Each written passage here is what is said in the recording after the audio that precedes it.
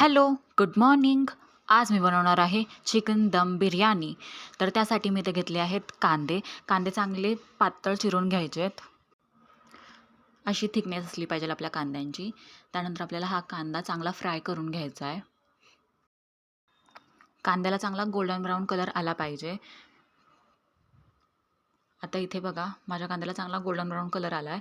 तर आपल्याला हा काढून घ्यायचा आहे.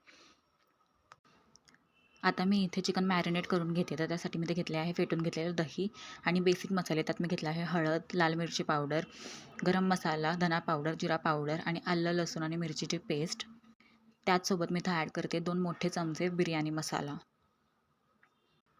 आता मी आता ॲड करते बारीक चिरून घेतलेली कोथिंबीर आणि बारीक चिरून घेतलेला पुदिना. त्याचसोबत मी इथे ॲड करते एका लिंबाचा रस.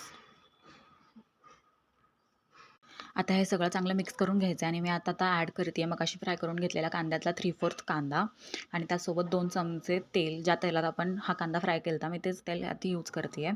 आणि आता हे पुन्हा एकदा मिक्स करून घ्यायचं आहे.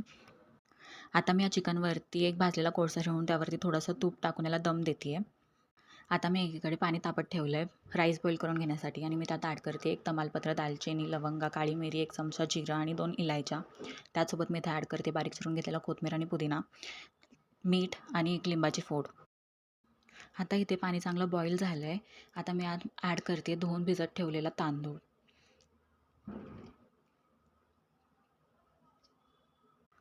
आपल्याला इथे तांदूळ फक्त 80%च कुक करायचा आहे, कारण जेव्हा आपण ह्याला चिकनसोबत दम देऊ तिथे तो प्रॉपर शिजला जाणार आहे.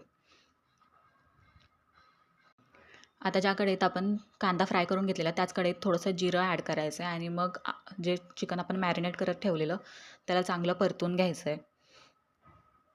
चिकन तेल सोडूस्तोवर आपल्याला ह्याला चांगलं परतून घ्यायचं आहे. स्टार्टिंगचे 5 मिनटं आपल्याला चिकन हाय फ्लेमवरच चांगलं परतून घ्यायचं आहे. बघा चिकनने किती चांगलं तेल सोडलं आहे.